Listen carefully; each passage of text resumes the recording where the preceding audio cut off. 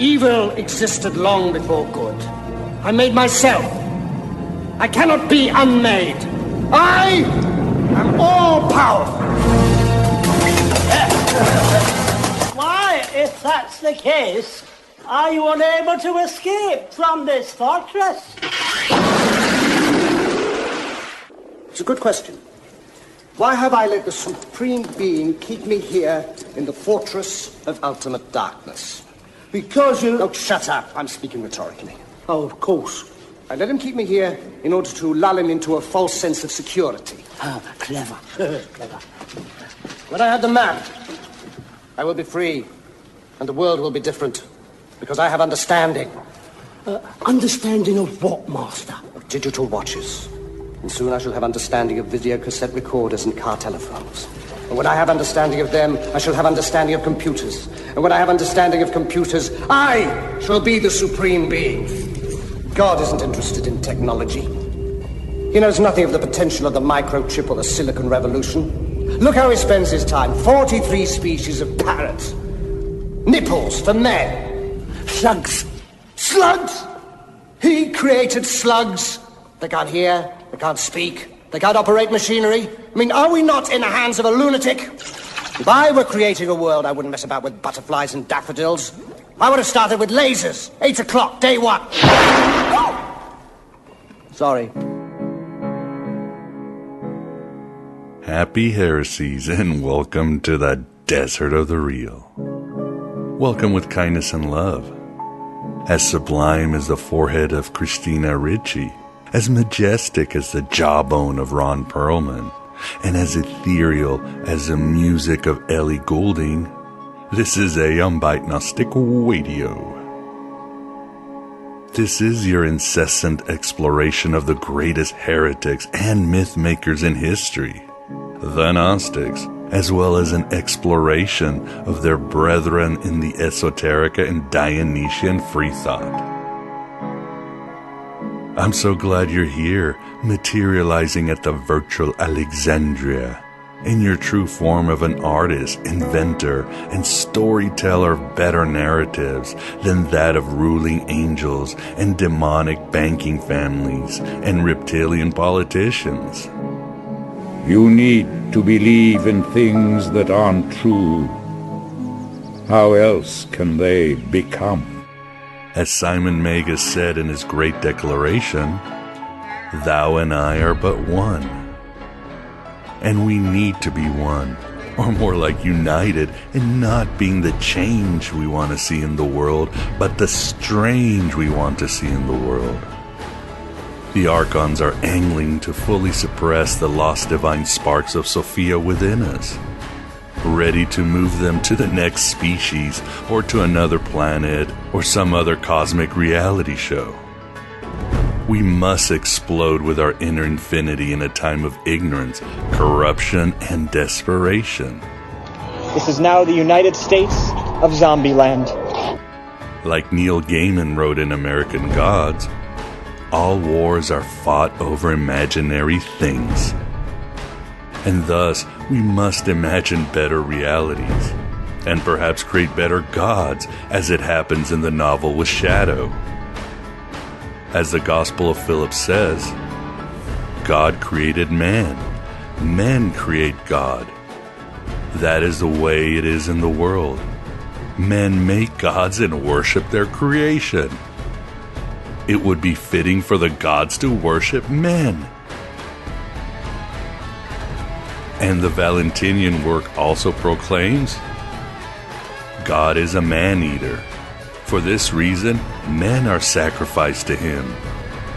Before men were sacrificed, animals were being sacrificed, since those to whom they were sacrificed were not gods. You gotta tell them, Silent Breed is people! I absolutely believe in God. And I absolutely hate the fucker. He is with us nonetheless. 2 of your boys are already dead. How much faith do you have left, Father? In American Gods, the protagonist Shadow does say that humans always have to fulfill their debts to gods. But gods rarely keep their debts. And that also pertains to our heroes, saviors, and social media influencers.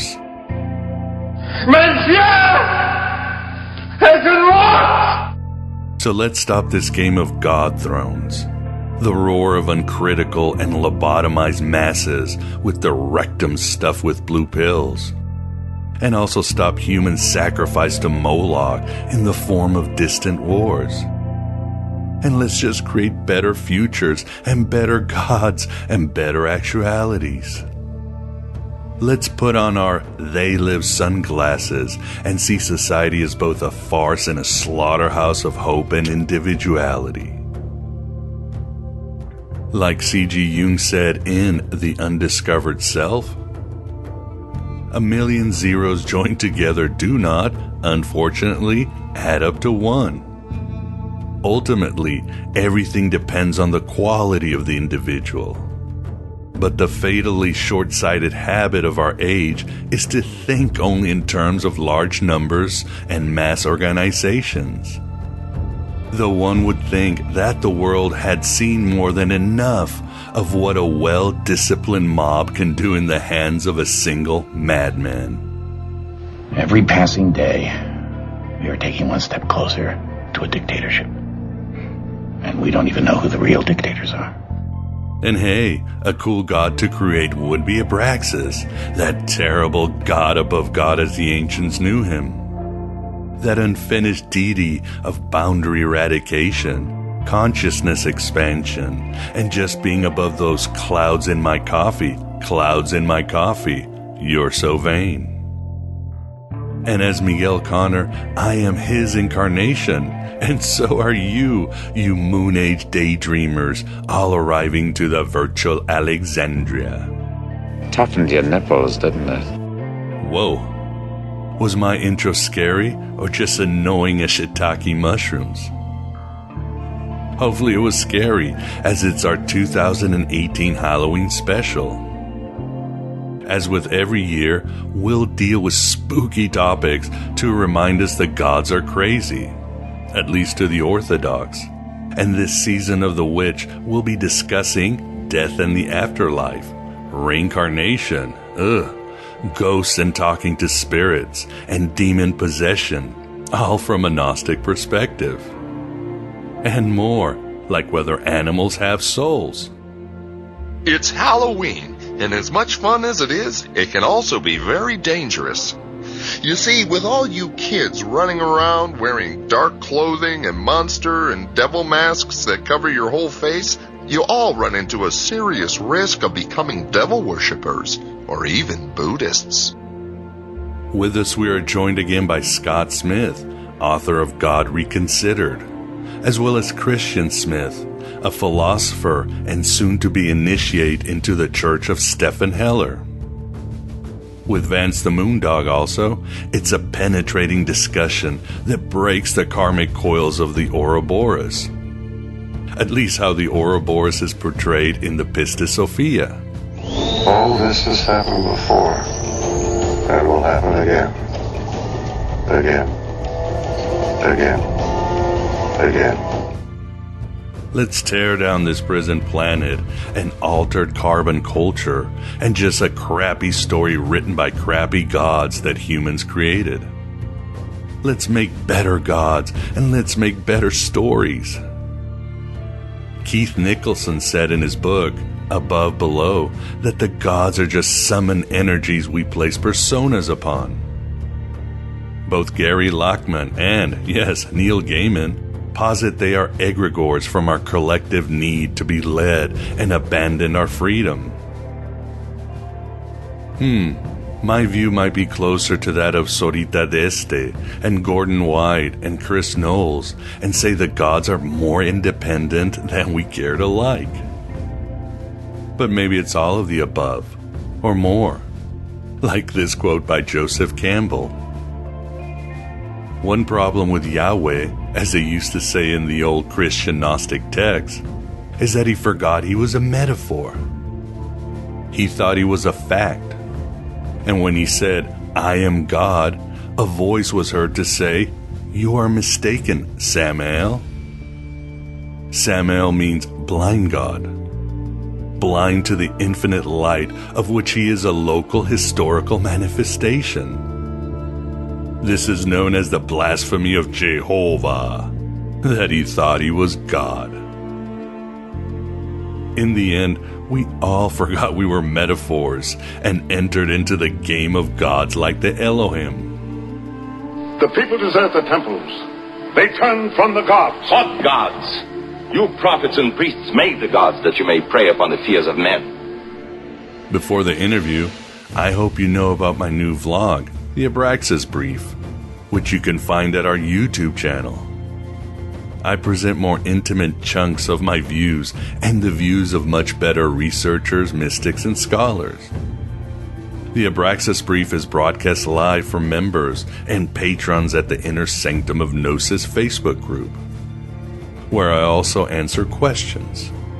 Full versions are at my Patreon page, as well as the member section at thegodabovegod.can. Everyone else on YouTube gets the vlog without the Q&A part. I hope this makes sense, but the reception has been very positive. Like Philip K. Dick, I try to bring Gnostic Gnosis in a trashy form. And in these days, it doesn't just mean sci-fi, but the various channels on the internets. So check it out, and thanks to those of you who support this Red Pill Cafeteria on a weekly basis. And please support if you can, before we collapse into the darkness of mere being and complete desperation. Alternative media is more important than ever, as is Gnostic thought, for we do live in Gnostic times, and this has become a Philip K. Dick world. Figuring things out for yourself is the only freedom anyone really has. Use that freedom. Make up your own mind, Rico. Like I always say, it's not Gnosis unless you give it away. So give away your Gnosis until all that's left of you is the part that can fly. But enough of my drivel, as they say in France. Let us to our Halloween special with Scott and Christian Smith. Write your own gospel, live your own myth.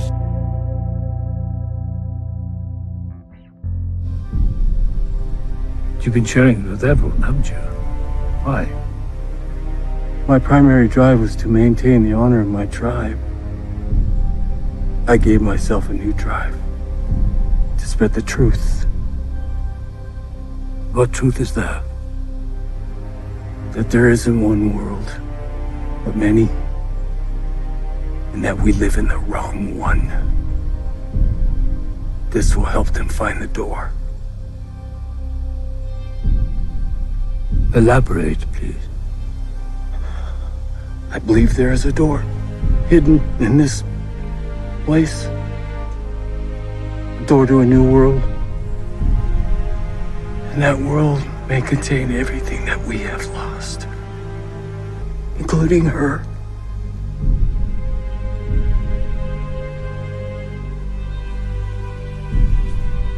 I built you to be curious, to look at this empty world and read meaning into it. All this time, you've been a flower growing in the darkness. Perhaps the least I can do is offer some light. This is the Aeon Bite interview, and just as good, it is also our yearly Halloween special, which has gone very well the last few years we've done it. Definitely spooked up some Gnosis out there, and as always, great to have as our Halloween wingman and main heresy, Scott Smith, author of God Reconsidered. How you doing, Scott? Happy Halloween. Well, that was very eloquent and long speech of you, Scott, as always. We just can't shut you up. But we do have, we've had your better half, but we also have your other better half. So with us, too, we are delighted to have Christian Smith. How are you doing today, Chris? Hi, I don't know about the other better half, but I'm happy to be here. Thank you, Miguel. Well, it's great to have you on again. You were here early in the year, and of course, there was a lot we did not cover when we had this great group call. And last but certainly not least, we've got the Moondog in the Abraxas Chicken Wing Man. How you doing today, Vance? Okay, and for this season, I'm also the Moon Wolf Man. There you go, Wolfman Jack. Remember those days? Those were good days. Oh, so. yeah. But yes, it's Halloween, and Halloween seems to be more popular than ever. It seems either our shadow is out, we're embracing pagan stuff, or we just really like to pretend in these very strange days, or strange days indeed, as John Lennon said. So why don't we get to all these exciting topics, and of course being Halloween, we're going to talk about death. And again, we weren't able to cover it in our last interview, which was sometime in the summer. So Scott, why don't we talk a little bit about death? But before we can understand what happens after death, we need to address why human souls enter bodies at all.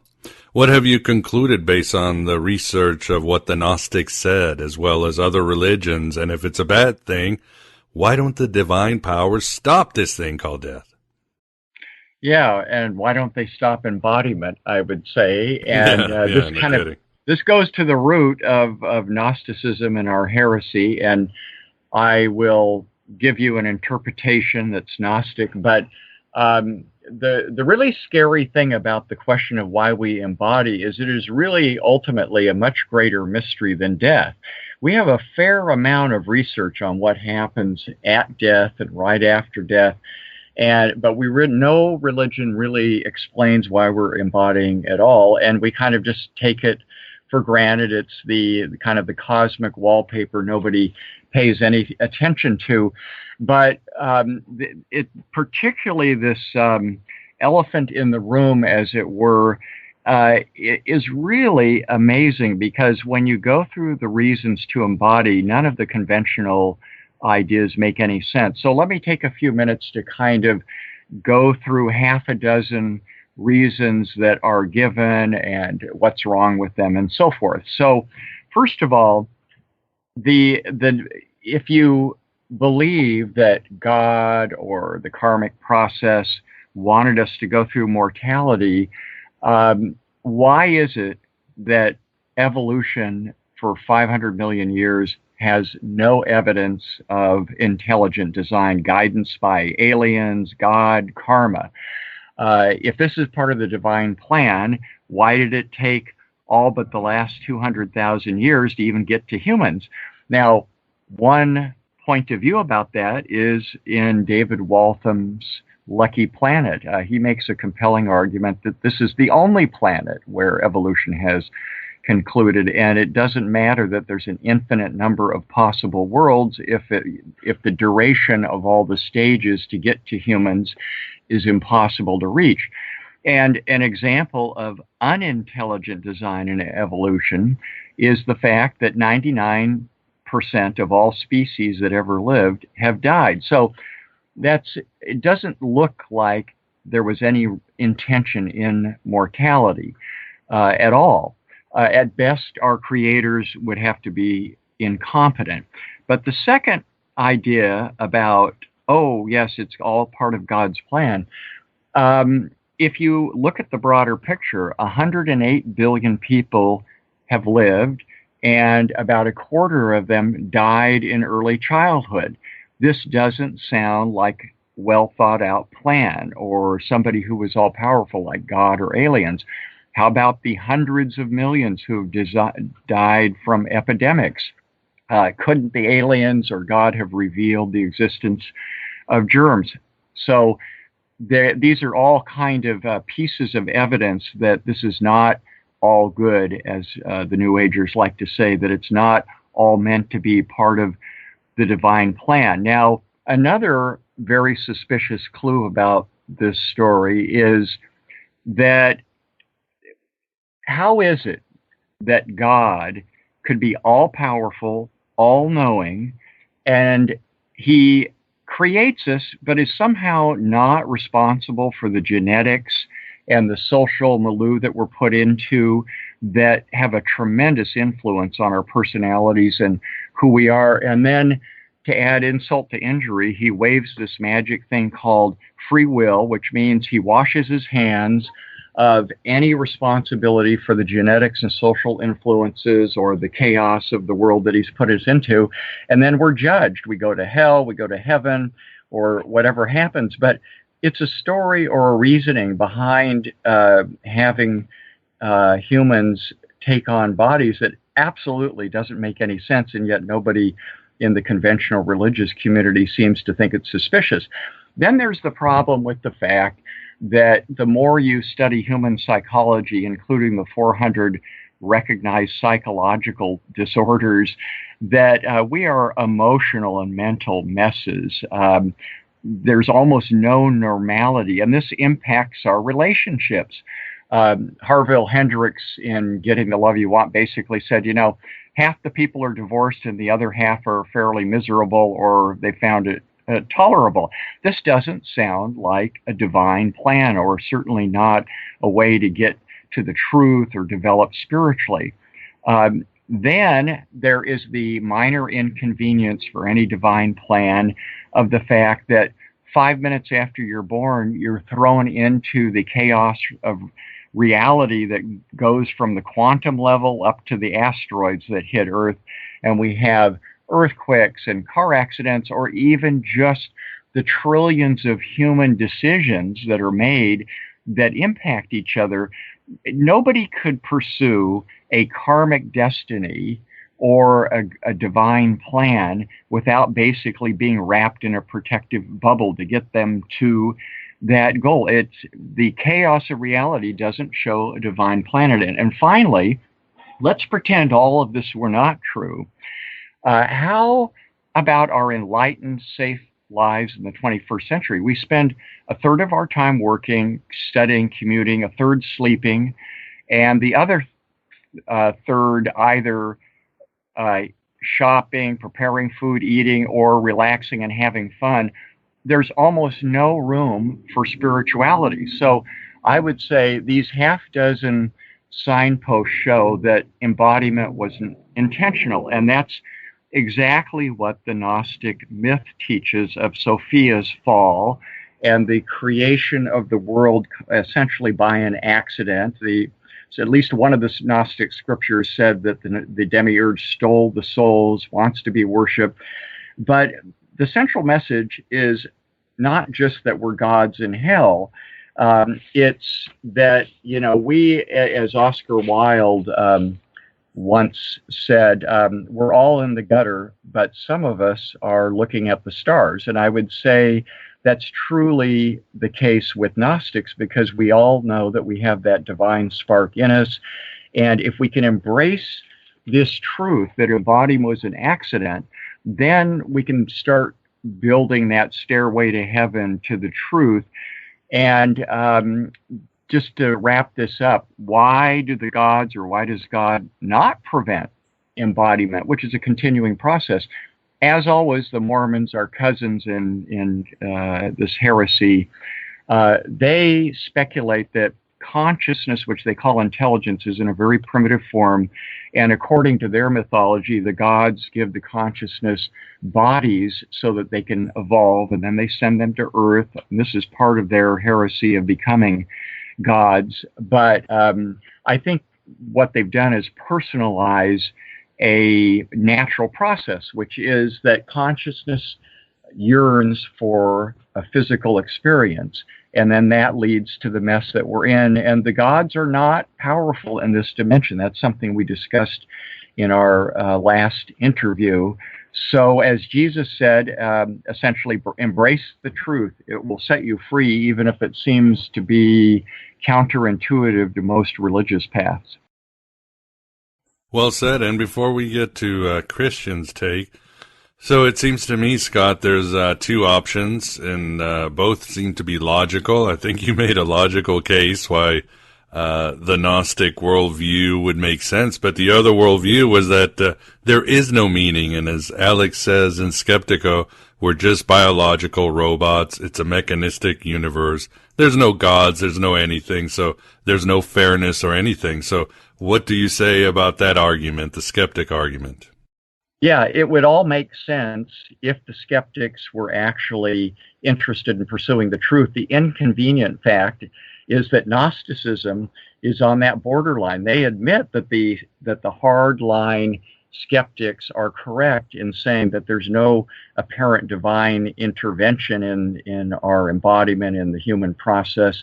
But at the same time, Gnostics know there are other dimensions. We know that we have that contact with God through spiritual experience, mysticism, synchronicity, that there are angels and demons, there are all kinds of things. And it's really funny because the skeptics are extraordinarily irrational. And I just read a couple of books about near-death experiences where these doctors document how all the explanations that the skeptics give in order to try to explain away the paranormal don't make any sense on a logical or scientific level. So we're at that borderline between the closed-minded skeptics and the majority of closed-minded religious dogmatic types. So we're heretics no matter which way you look at the point of view on this.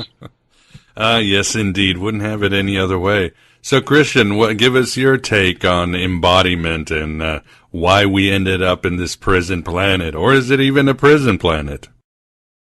Well, that's a great question. I think that we should question the presumption that it's a prison.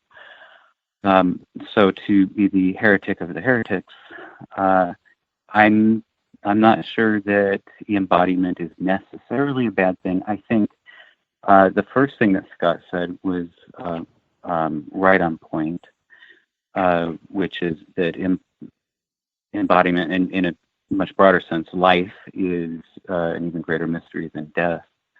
And I think that, first of all, we should embrace the mystery of life humbly and be cautious about drawing ultimate conclusions about what the nature of life really is.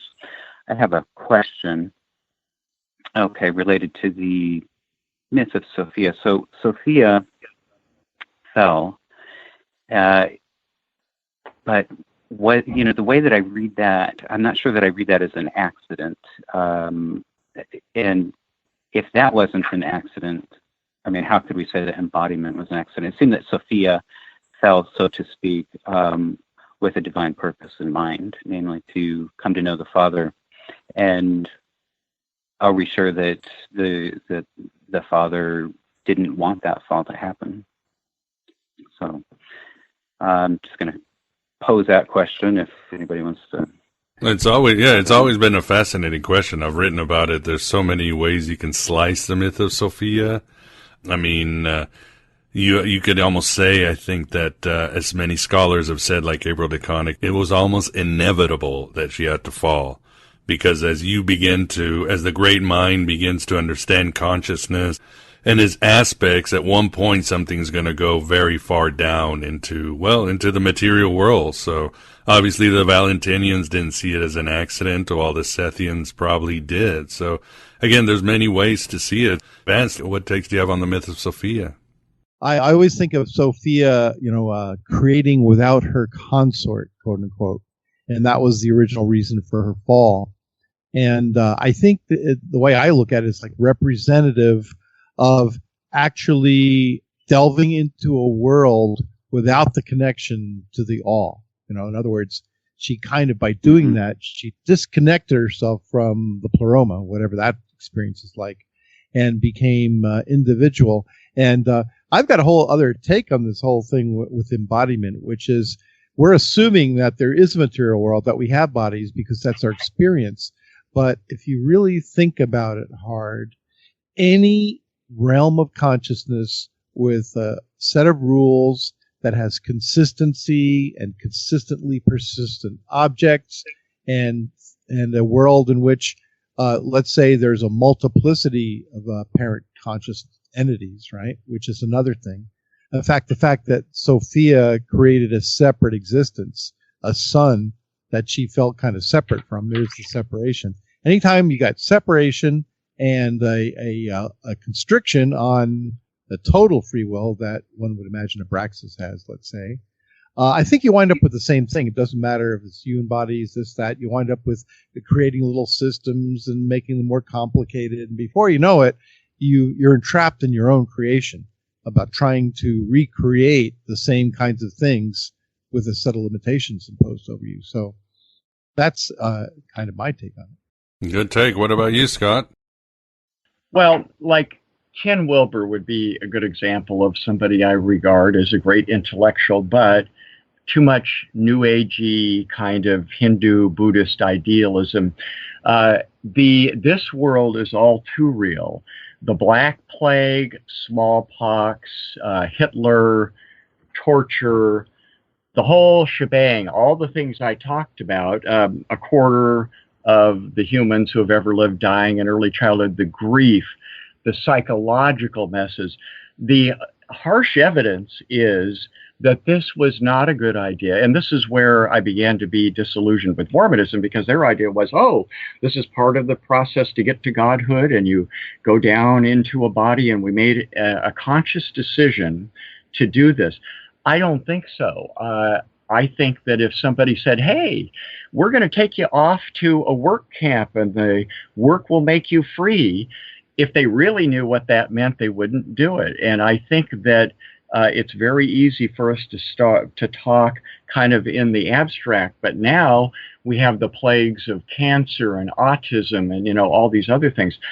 I have a wonderful life, and probably so do you guys, but we should not forget the way, you know, the last few 100,000 years were.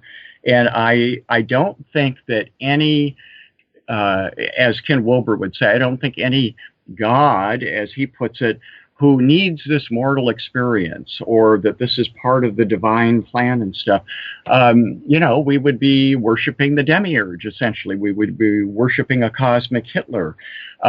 Any God that feels that this is a necessary thing to have surgery without anesthesia because God or the aliens didn't want us to suffer less, that it's all God's will. Don't cure cancer because these people karmically needed it. I take a less benign view of embodiment, even though I'm having a tremendous amount of fun here. Well, that's a different dimension, though, what you're mentioning. We've had this little discussion about quote-unquote reality before. And number one, we could be the subject of a sadistic God who's planned to hold this out very exquisitely, right? And so I think your logic proves that it wasn't a wonderful New Age, airy-fairy, we love everybody, God is love God that created the system. But there's another, and I forget the technical term of it, but maybe one of you guys can remember it. But there's the other concept that the universe was actually set forth with a certain set of initial conditions and that let run without intervention to just see what would happen. So without actually forethought of what could happen, that's another way you could explain that multiple consciousness could wind up in different scenarios, and other things too, like in realms of all possibilities. This is one of them, you know, the horrible life preying on life universe, which is really the real problem here. The problem is life is predatory upon itself. So, you know, there's probably, I'm hoping there's other universes, kind of vacation universes, where you could just go and create like a bunch of artists. I hope so. I mean, and again, it is fascinating, all the different views of Sophia. I mean, she is wisdom, and she was wisdom without experience, and wisdom must know, but also there's a high cost of being wisdom. So therefore, by being wisdom, she had to experience all the horrors and potentials of the world and gain that wisdom. And of course, there's other views. Wisdom is simply the idea of the soul fallen into the world, which we go back to embodiment and all that. But lots of ways of seeing Sophia, and that's why I like the myth so much. She's obviously Luciferian because she does rebel against the aeons, and in a way creates the potential of humanity down here on Earth and the saga that we're going through, whether you like it or not. So it really depends. So going to the next question, I think you mentioned, Scott, about reports of near-death experience, and what have they taught us in this world? Well, what's exciting to me on the positive side is that whatever hold the aeonic or demiurgic forces have in this life, it's pretty clear after God Reconsidered came out. I've done a lot more reading on near-death experiences, and specifically for people who want to get into the latest research.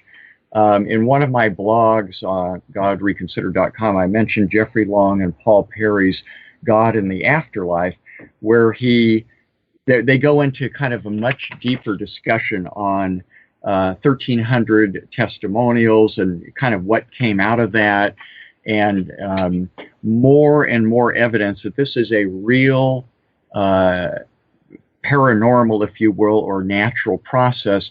Even more interesting, very recently, I read two fascinating books that have come out in the last few years, both by MDs, interestingly enough, because they're equipped to address the skeptics. The skeptics come up with all these ideas, oh, the near-death experience is just due to oxygen deprivation or carbon overload or religious disposition. And these two guys go through why those arguments make no scientific sense. And the first one is by a French MD, Jean-Jacques Charbonnier. It's called 7 Reasons to Believe in the Afterlife. And he goes into a lot of these specific arguments, and then he talks about his research on near-death. And the other one is called, this is by Pim van Lommel, who's a Dutch cardiologist, and it's called Consciousness Beyond Life, the Science of the Near-Death Experience. And they bring a tremendous amount, both of them, both to show why the skeptics are wrong and kind of dig deeper into the statistics. And what they essentially say is that over the last 50 years, about 25 million people around the world have had near-death experiences.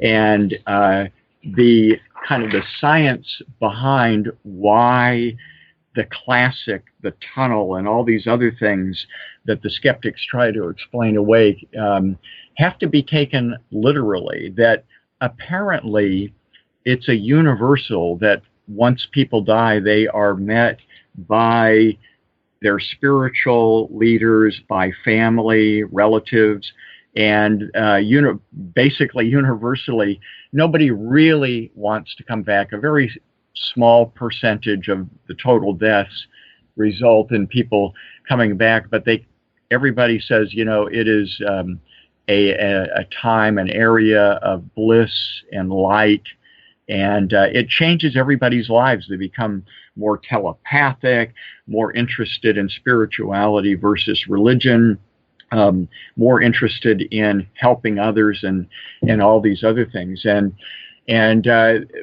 no matter how cynical or skeptical people are, or whatever their attitude, even atheists report this. And it's really a very powerful, what I call the paranormal Trojan horse, because the scientific evidence for this is really building up, which must be horrible for the skeptics.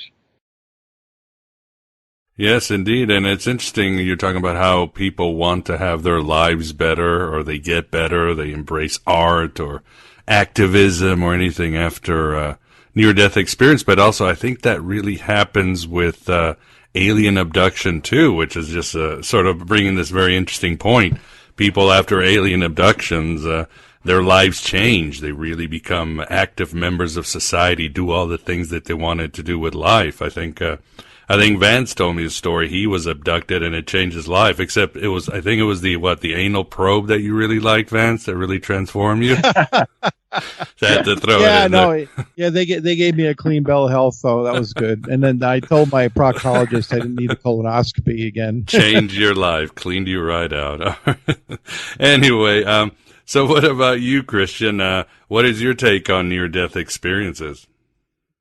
Well, I think that the transformation that people undergo is very interesting. So I'm glad you guys are talking about that. And to connect that to the previous question, we all can agree on the Buddha's First Noble Truth, that life is suffering, or as Vance kind of brought out the point of separation from the source. We could say life, which is, in this case, separation from the source, is suffering. And yet, these people who go through these experiences come back valuing this life even more, after having this close contact with what we presume is the source. And I think that's telling. I mean, why is it that people value life more after this or similar mystical experiences? So this kind of comes back to the idea of whether or not embodiment this life is really such a bad thing, because it's not just that people have, more compassion and that they want to help people while they're here in this temporary existence, but that they actually appreciate being here more, which is a pretty interesting thing. And I also just would like to say that as far as the empirical evidence on NDEs goes, if anybody seriously studies this subject, it's very difficult to deny that there's, a very powerful and real phenomenon at work. We obviously don't understand it yet, but it's completely undeniable at this point. And hopefully we'll have a good scientific understanding of it in the near future. It's a little bit frustrating at this point that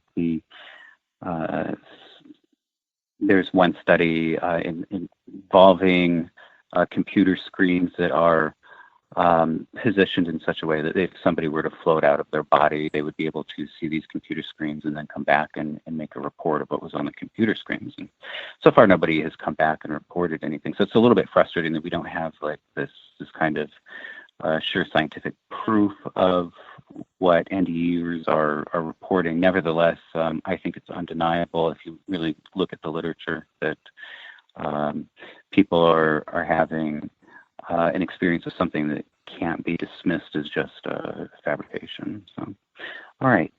That's an interesting point you bring up. Is it because we see the light or because we realize how precious life is that we're leaving? I know Scott said, and he's 100% right, that people don't want to come back because you are face to face with the Pleroma, or whatever you want to call it, but I guess we could call them near-life experiences, as Tyler Durden says in Fight Club. He keeps popping up in my head, but maybe this is really enjoying the totality of life, death, the Pleroma, the Canoma, that maybe that was something that's a beautiful interplay.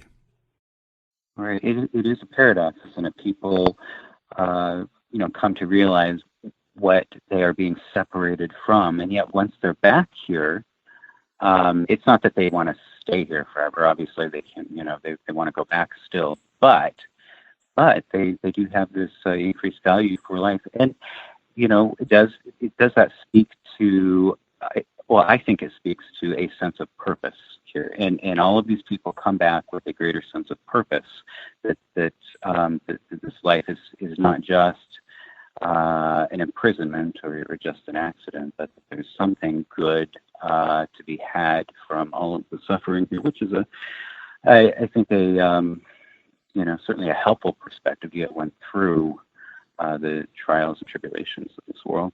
Yes, and as far as details, I think that was a point that in some of his research, Anthony Peake talked about how people will, in near-death experience, they'll describe almost perfectly the room or the medical room, but they'll always get a few things wrong, a color here or a furniture that's not there. And this might be a hypothesis that they are actually going into a parallel dimension. They are traveling sideways instead and seeing maybe, again, a parallel universe that's a little bit different. And I know Philip K. Dick also wrote about this in some of his books, how when you switch, there's a few details that are wrong, but it's still an out-of-body experience. So very interesting stuff. And but let's continue with the idea of death. So Scott, tell us what you're talking about death, and I guess people who have near-death experiences will see family, friends who have passed, a spiritual leader or whatever you want. But Tell us a little bit about what is your theory on the longer-term nature of the afterlife? Well, Chris and I have actually talked about, and I talked to Uri Geller, the psychic, and James Van Prague about this. I've been trying to get people to volunteer for what I'm calling the Astral Projection Project, where they could go into the other dimensions and note things and come back, and we could do a little research on the other side. I know the great parapsychologist Chris and I interviewed many years ago, Scott Rogo. One of his early books was called Leaving the Body, and he was himself able to astral project. If any of your listeners would like to volunteer, they can contact me through the godreconsidered.com website. I think that there could be some profit in doing our own little kind of, I just had an article republished on David Livingston.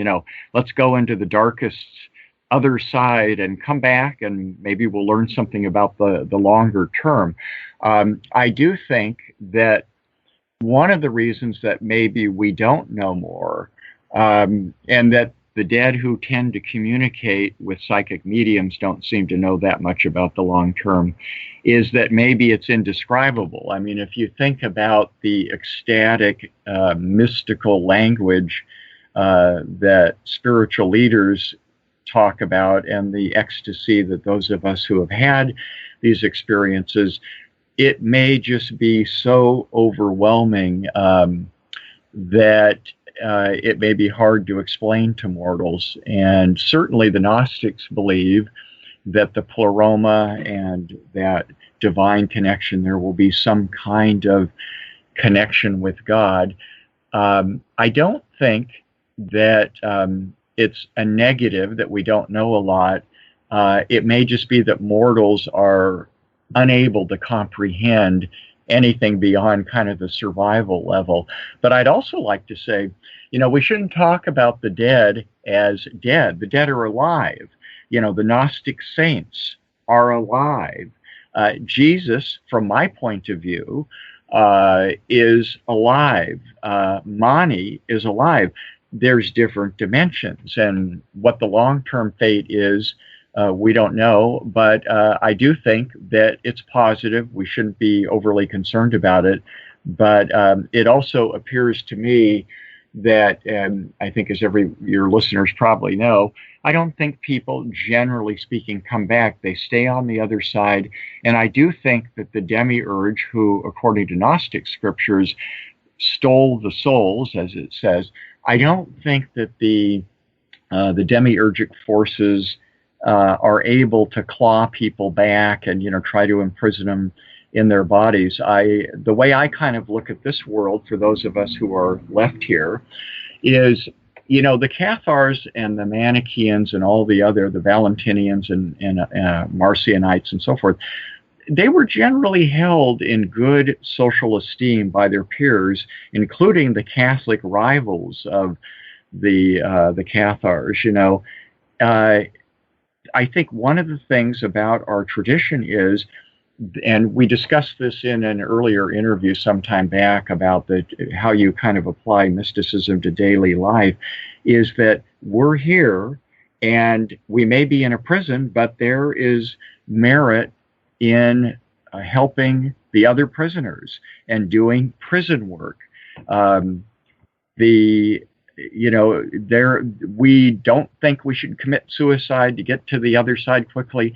I think, Buddha and the Mahayana Buddhist tradition about, those who stay here voluntarily, I think that's kind of our task, is to help others achieve spiritual inner peace, not get too attached to the world, be in the world but not of it. And yes, you can enjoy life and you can learn from adversity. I don't think that's why we're here, but we are here and we should make the most of it. And I don't think we should go to either extreme of, being in the world but not of it. And there's we don't think we should go to either extreme of, being in the world but not of it. And we should make the most of it. And I don't think we should go to either extreme of, being in the world but not of it. And there's we don't think we should go to either extreme of, being in the world but not of it. And I don't think we should go to either, living a libertine life or becoming a monk. I think we should stay engaged, try to do good, and we don't necessarily know whether that's going to lead to merit on the other side, but we can make value out of this life. Just like, you talk to those who survived the Holocaust. They adapted and they came away changed. And I should add one last thing about abductions. I studied abductions quite a bit, and we could do a lot on that just on one show. I did write a blog at godreconsidered.com about my theory that the abductors are actually the archons, but the bottom line is abduction experiences don't mostly have the kind of positive experiences that near-death experiences do. Oh, well, very interesting. Yeah, we should definitely do next show or the next Halloween, do us some aliens. And well, what about you, Christian? What are your views on the big D, on death? Yeah, big D, yeah. Well, I'm sure some people were thinking of something else. So I better say death immediately after that. So, what is it exactly that dies? We don't have a good theory of what the body is, what the personality is, and we certainly don't have a good theory of what the soul is. If we had a theory of the soul, it would be predicated on some understanding of even personal identity, which we lack. So I just want to underscore the level of our ignorance here, and cast a little bit of doubt onto certain concepts, such as that the Demiurge stole the souls to embody them. I'm not sure that the myth of the Demiurge is something that I would take as anything other than a myth. And as far as and I think as far as the meaning of death, what I'd like to point out is just an interesting correspondence between Gnosis and those who have returned from their near-death experiences. So there's this in both. Whenever you have a deep mystical experience, those who have returned have a sense that they cannot impart to others what it was that they experienced, and that holds true with the NDEs.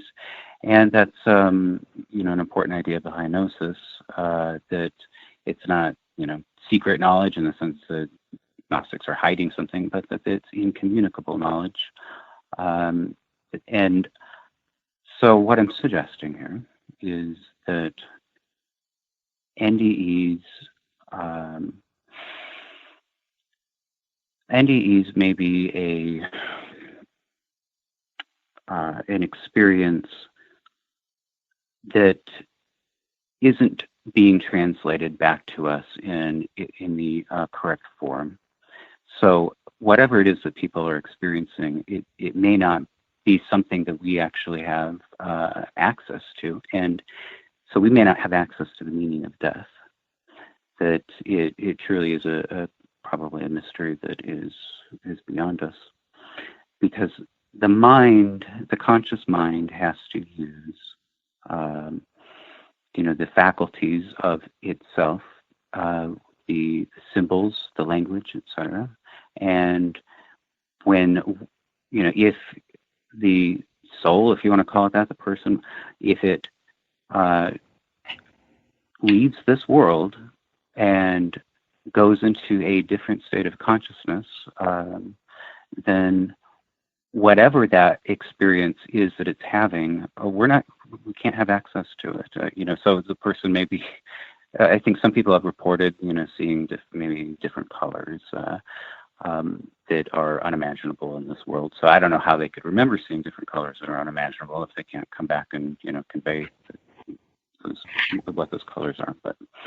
But the point is that there is that incommunicability, and death is truly the ultimate mystery, and I think that that's the conclusion that we need to kind of hold on to. Well said on all accounts. I mean, I'm not really, most of my life I've never been afraid of death. I think the painful part is the missing. I miss those who have gone, and I feel if I go, there will be those who will miss us, and there's a lot of pain and melancholy with that. And again, that points out that there's something wrong with this world, as Morpheus tells Neo. And again, at the end of the day, it's always my perspective that's the problem with most things. And what about you, Vance? I think we have a lot of conversations, but we've never really talked about, I've never really heard your views of death. We've mostly, again, spoken about coping, about those who leave us behind and how to get over that. Yeah, I guess we haven't. I didn't want to beat a dead horse. That's why. But yeah, I'm with you. You know, I'm not. At least I tell myself, and I don't feel that I'm afraid of dying or death. And hey, I'm getting closer all the time. You know, but the thing is that it's the people that I leave behind. I think about, you know, the people that would miss me, the people that depend on me even more. And so that's my main concern. I don't think the world gives a darn, and, you know, everybody will forget me in a few generations at the most. But as far as what happens and so forth, I've got my own definition of spirit and soul, which I try to make as simple as possible. I think our bodies are the interface to what we call the material world, which is, you know, the world of rules and you know, the laws of physics and all that. And our soul is the interface to the spiritual world. I'm a firm believer. I can almost prove that there's something beyond the material world. And my proof is this. The laws of the universe, you know, how an electron behaves, how a proton behaves, you know, how much charge they all have, the conservation of energy, all that stuff is not written or cannot be found anywhere in the material universe itself. There's something that maintains the consistency of the rules and of the realm in which we find ourselves. That realm is beyond this realm. And that realm is where I think the quote-unquote realm of the spirit is. And that's what the soul interfaces to. So I think there's something beyond the material world. And I think probably, you know, a lot of people on this little session might agree with that. And what the spirit is, I think there's really only one spirit, which has divided itself up. I've said that many times. So it's almost like each one of us is a little piece, you know, when we're in the physical. And naturally, we become attached to other resonant pieces and so forth. And there's sorrow when we split or when we separate. And that's the result of the separation. And the joy of mysticism and so forth and near-death experience is when we start feeling we're merging back into, not necessarily losing individuality, but merging back into the home, so to speak. That's a short version of. Yeah, well said. But when you're talking about the rules of the universe, are you talking about mathematics?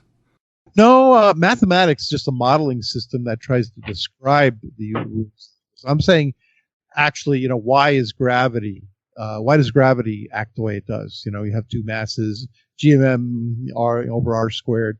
That's a mathematical formula that describes the force between two masses. But where is that written? Why is that so? Why does every electron behave like every other electron? You know, where did this all come from? Why do the interactions between particles always seem to behave the same way? And the whole science of physics is about discovering and modeling those ways so that we can predict, you know, how things will work given a certain situation. But you can't find that anywhere. There's not like a rule on that says how the laws of physics are supposed to act. And they can't be. In fact, think about this. You got a proton, right? What's inside it? You know, has it got little gears that make it a proton? And somebody made all protons with these little gears. By definition, you know, there's nothing inside a proton. It's a fundamental particle. It can't be broken up, so it has no internal structure. There's nothing inside a proton in the material universe that can tell it how to act. So there's something beyond that proton that actually governs the rules of its behavior, and that's not in this physical universe. That's a pretty good proof that there's at least something. I don't know what it's like, but that there's something beyond the physical universe. Continuing with this idea of afterlife, or more or less the afterlife, Scott, I know in past shows you have been not shy about being a reincarnation skeptic. And what do you say? For example, have you ever heard of the work of Ian Stevenson from the University of Virginia? He did like 10-year study in reincarnation, and it's pretty compelling stuff. Yeah, well, with regard to the so-called memories, number one is Stevenson's work is not respected by scholars who've taken a close look at it. Even the Indian spiritual leaders and scholars have said that he would be very selective in picking out the stories that he used, and he would lead as witnesses. I mean, Stevenson admitted that not all of these things can be used as hard evidence. I mentioned Scott Rogo's master work, The Search for Yesterday, and Rogo didn't have an axe to grind against reincarnation, but against bad scholarship. And he pointed out that there are so-called memories of past lives that it can be shown that the individual they're talking about, there are significant things wrong with what people think they remember about the dead person or about the historical era.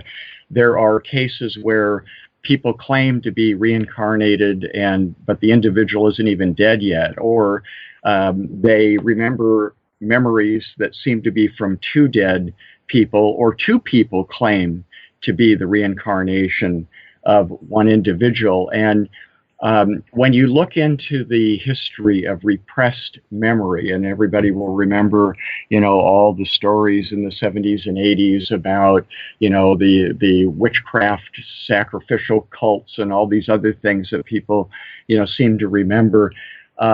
Human memory, as we know, eyewitness reports are not very reliable, and they're very contradictory. The master storyteller is the subconscious. Every night we go into a world where the events seem to be real, and the subconscious stitches together these fascinating stories, and then when we wake up we realize it wasn't real. But Stevenson was much more reliable than Brian Weiss, the doctor who retrieves most of these so-called past lives through hypnosis. As Stevenson said, these are no more real than dreams are. And so there's a lot to be said about the so-called memories. They may seem real, but even Madame Blavatsky of the Theosophical Society, towards the end of her life, secretly wrote that she had become a skeptic that most people return. And most of the spontaneous recall is in Hindu cultures, and the people reincarnate in neighboring villages. They weren't, Caesar or Cleopatra or anything like that. My critique, though, this is the easy thing to answer as far as, so-called memories. When you get into the study of it, they found cryptomnesia, which is people can learn things unconsciously. There's a case where somebody opened a book that had some Anglo-Saxon songs in it. They finally figured this out. It was at a library, and he was able to sing the Anglo-Saxon song. The mind literally packs in vast amounts of information beyond our comprehension. My problem isn't the so-called memories, because anybody who wants to believe it will believe it one way or the other. My problem is what we talked about in the beginning, which is if coming into embodiment is not a good idea from the New Agey standpoint of, oh, we're going to make spiritual progress, and if we reincarnate, we'll learn new lessons. No, you will be inflicted with a new set of genetic problems and social environment. You're just as likely to have dysfunctional relationships as you were the first time around. And most of the Hindu examples, again, they're not in a radically new culture. You know, you don't show up at the North Pole with the Eskimos and stuff. Nor do most of these memories, incidentally. How many people come back and say, you know something, I was a 5-year-old in darkest Africa in the 17th century, and, you know, I died at 6, you know. No, that, which is kind of the masses of people, as I said, a quarter of human beings died in early childhood. But if you think that there are problems with this notion of making this life work towards some kind of spiritual evolution, it's no different. It's just multiplying the problem, and we don't really have much time in any multiple lives. Everybody who's reborn, they're going to have the same obsession with food and work and just mere survival. But if reincarnation should work, the last thing that should happen is the growth of population. India, to take the most obvious example, has had a massive growth of population. I think, you know, it's now, you know, approaching China. Nobody in India, and I've been there and talked to people about this, nobody thinks that India is more spiritual today with all their reincarnations than the Vedic age, thousands of years ago.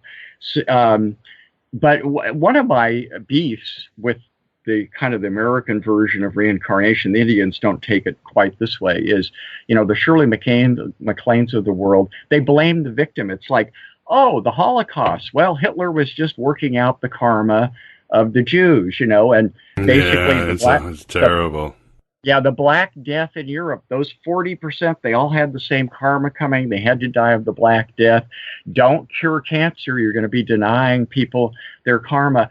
Gila Quispel, the great Gnostic scholar, said reincarnation might occasionally happen. You know, people might be attached to the world or something, but karma just can't work.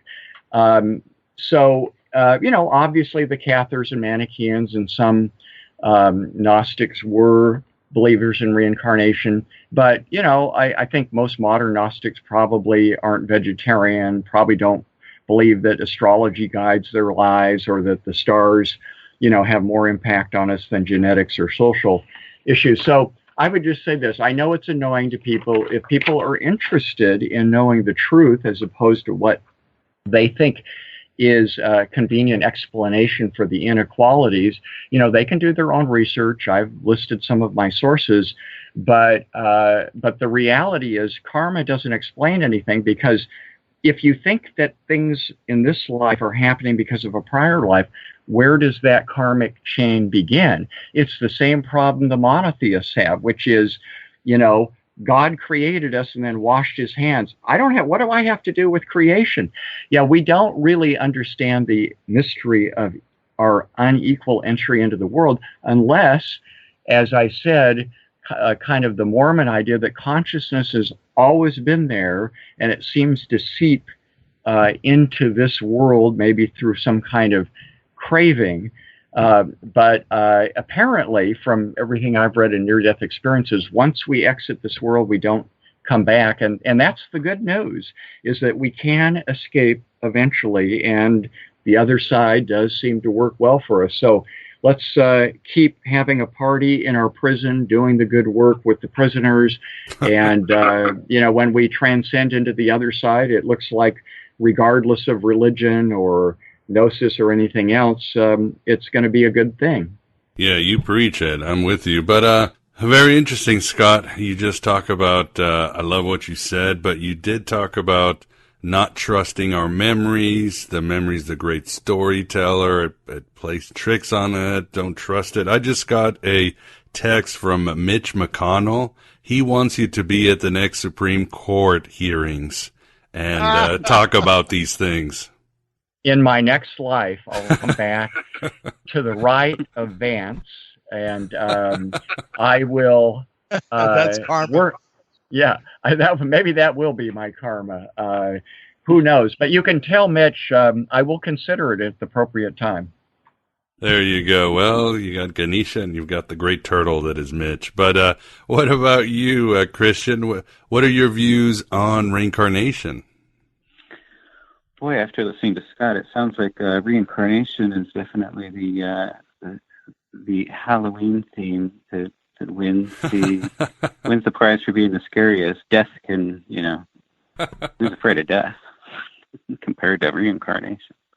I think I agree with Scott's overall view of reincarnation, especially his point concerning its alleged utility to spiritual growth. It just really doesn't make sense if you just stop and think about it for a little while and consider just,